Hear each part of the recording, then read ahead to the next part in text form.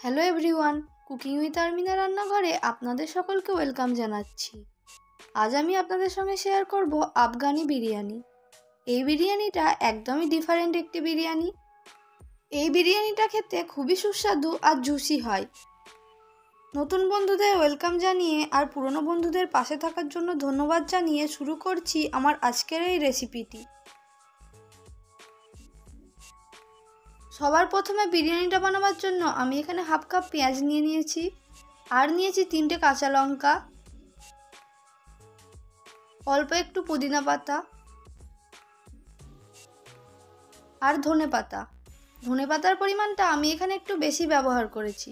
আপনারা চাইলে কিন্তু পুদিনা পাতা আর ধনে পাতার ব্যবহারটা সমান সমান করতে পারেন। এবার এটার একটা মিহি পেস্ট তৈরি করে নেব। এবার চিকেনটাকে ম্যারিনেট করব। ম্যারিনেশনের জন্য দিয়ে দিলাম 1 চা চামচ লবণ, 2 চা চামচ আদা রসুন বাটা, হাফ চা চামচ গোলমরিচের গুঁড়ো, 1 চা চামচ জিরের গুঁড়ো, 1 চা চামচ ধনের গুঁড়ো, আর দিয়ে দিলাম হাফ চা চামচ কাশ্মীরি লঙ্কার গুঁড়ো। এটা কিন্তু অপশনাল, আপনারা চাইলে নাও ব্যবহার করতে পারেন। আর দিলাম হাফ কাপ টক দই। সবশেষে দিয়ে দিলাম ধনে পাতা আর পুদিনা পাতার ওই পেস্টটা। এবার সবকিছু খুব ভালো করে চিকেনটার সঙ্গে মাখিয়ে নেব।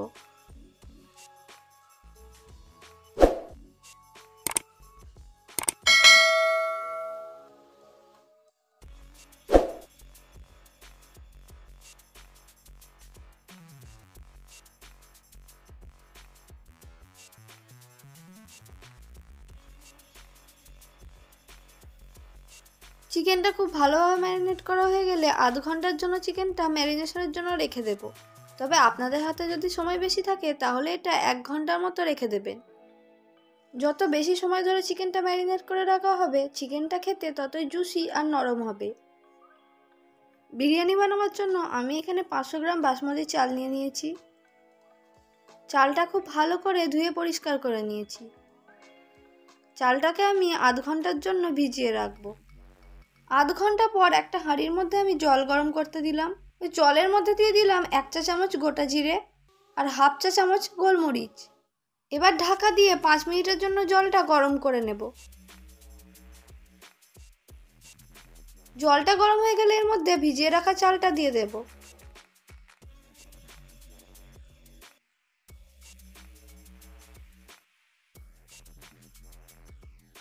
এবার একটা ফ্রাইং প্যানের মধ্যে কিছুটা পরিমাণে সয়াবিন অয়েল দিয়ে দিলাম। তেলটা খুব ভালো মতো গরম হয়ে গেলে ম্যারিনেট করা চিকেনগুলো থেকে চিকেনের পিসগুলো ভেজে নেব। গ্যাসের ফ্লেমটাকে মিডিয়ামে দিয়ে চিকেনগুলো খুব ভালো করে ভেজে নিতে হবে।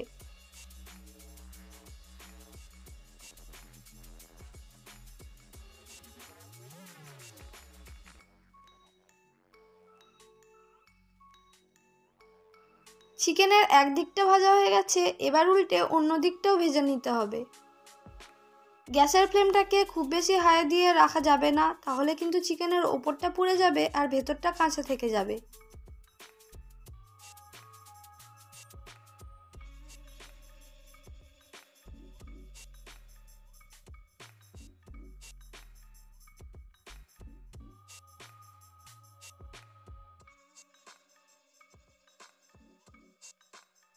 সবগুলো চিকেন ভাজা হয়ে গেছে, এবার এগুলোকে তুলে একটা পাত্রের মধ্যে রেখে দেব। আমার এদিকে ভাতটাও একদম রেডি। ভাতটা খুব বেশি সেদ্ধ করব না, 80% মতো সেদ্ধ করে নেব, না হলে কিন্তু বিরিয়ানিটা দমে দেওয়ার পর ভাতটা খুব বেশি গলে যাবে। এবার পেঁয়াজের বেরেস্তাটা ভেজে নেব, আর তার জন্য একটা কড়াইয়ের মধ্যে 3 টেবিল চামচ সয়াবিন অয়েল দিয়ে দিলাম। তেলটা খুব ভালো মতো গরম হয়ে গেলে আগে থেকে স্লাইস করে কেটে রাখা পেঁয়াজ দিয়ে দিলাম। গ্যাসের ফ্লেমটাকে মিডিয়াম টু লোতে দিয়ে খুব ভালো করে পেঁয়াজগুলো ভেজে নিতে হবে।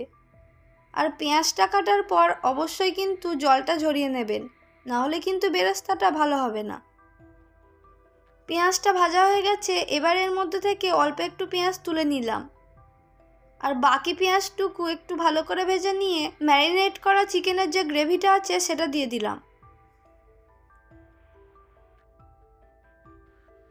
গ্রেভিটা খুব ভালো করে বেশ কিছুক্ষণ সময় ধরে কষিয়ে নেব।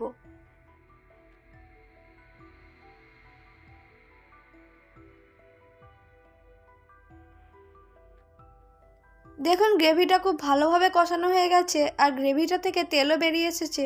এবার ভেজে রাখা চিকেনগুলো এর মধ্যে দিয়ে দেব।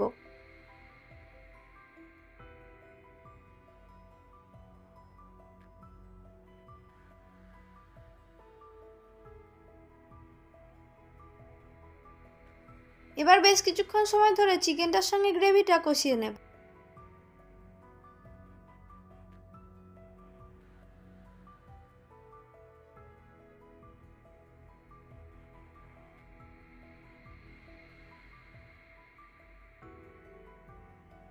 এবার চিকেনটা সাজিয়ে নেওয়ার পালা, আর তার জন্য চিকেন ভাজার যে তেলটা ছিল সেটা হাঁড়িটার মধ্যে দিয়ে দেব। তারপর অর্ধেকটা ভাত হাঁড়িটার মধ্যে ঢেলে দেব। ভাতটা হাঁড়িটার চারিদিকে ছড়িয়ে দেব।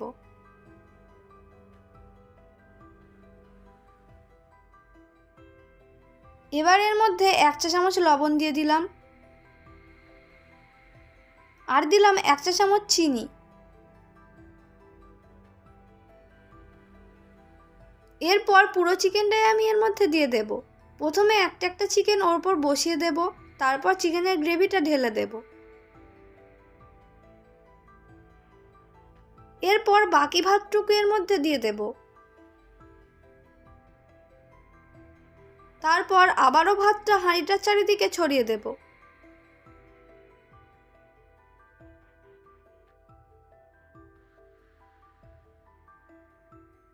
এরপর পেঁয়াজের যে বেরেস্তাটা আমি ভেজে রেখেছিলাম সেটা এর মধ্যে ওপর থেকে ছড়িয়ে দেব। দেখুন আমি কিন্তু এই বিরিয়ানির মধ্যে কোনো রকম বিরিয়ানির মশলা ব্যবহার করিনি। এরপর ওপর থেকে 3টে কাঁচা লঙ্কা দিয়ে দেব। এই কাঁচা লঙ্কাটা দেওয়ার ফলে বিরিয়ানির টেস্ট কিন্তু আরও দ্বিগুণ বেড়ে যাবে। এরপর ঢাকা দিয়ে গ্যাসের মধ্যে একটা তাওয়া গরম করে নিলাম।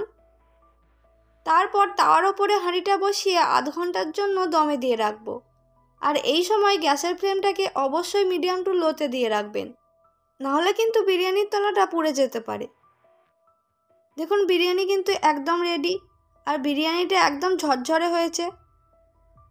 তাহলে আর দেরি কিসের, আপনারাও বাড়িতে এই বিরিয়ানিটা বানান আর আমাকে কমেন্ট করে জানান আপনাদের কেমন লেগেছে। এই বিরিয়ানিটা একদমই নতুন ধরনের একটি রেসিপি, আর এটা বানানোও খুব সোজা। আজকে তাহলে এই পর্যন্তই বিদায় নিচ্ছি। দেখা হচ্ছে আবার পরের কোনো ভিডিওতে। সবাই ভালো থাকবেন, সুস্থ থাকবেন।